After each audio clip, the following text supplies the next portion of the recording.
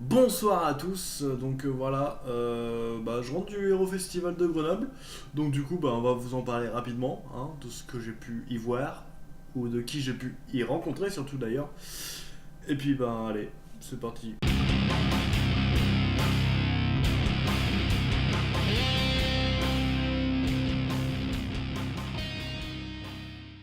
Donc déjà je vais commencer cette vidéo par un énorme merci à la librairie Momie Grenoble.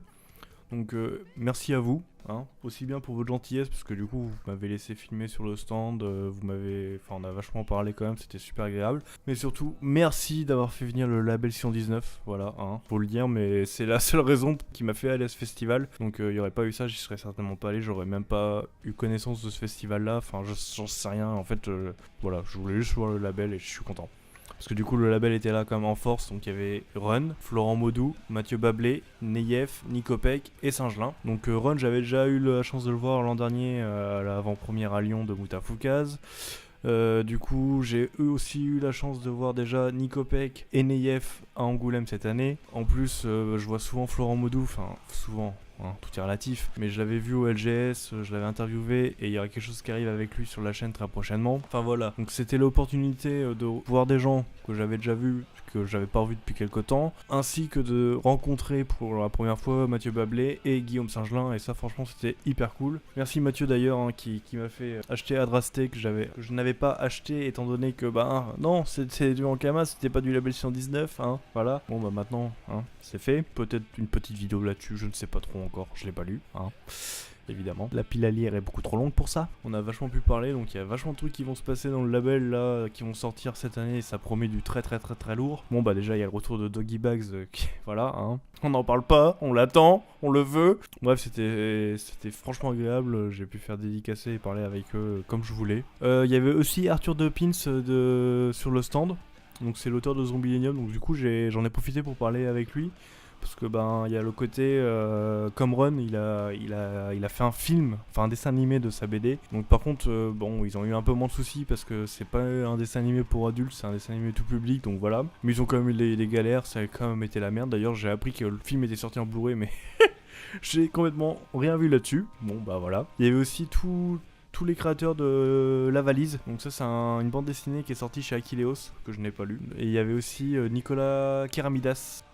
Comme vous pouvez le constater, voilà, c'était assez rempli sur le stand de Mommy, hein, voilà. On va pas se le cacher, il y avait vachement de queue pour les dédicaces. C'était vachement agréable, des rencontres avec des gens aussi, c'était cool aussi ça.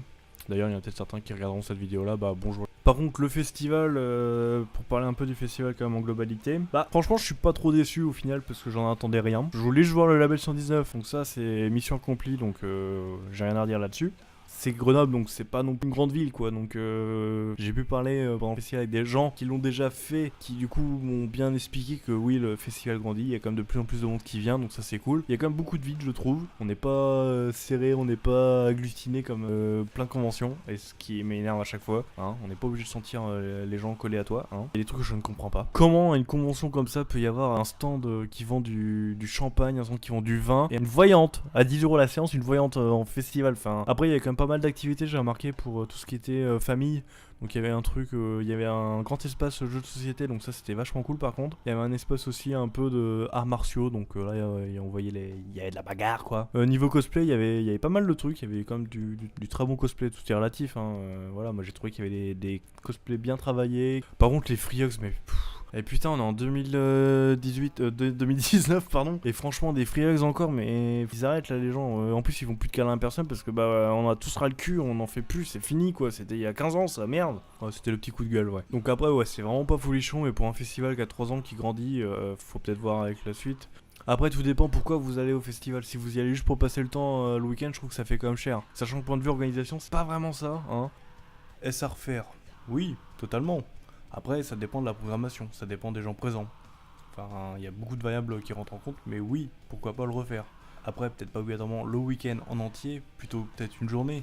Après, encore une fois, ça dépend de la programmation. Bon, en tout cas, voilà. Si vous avez des questions, si vous l'avez fait, n'hésitez pas à partager votre ressenti ou les questions du coup dans les commentaires. Sur ce, je vais vous laisser, puis à la semaine prochaine.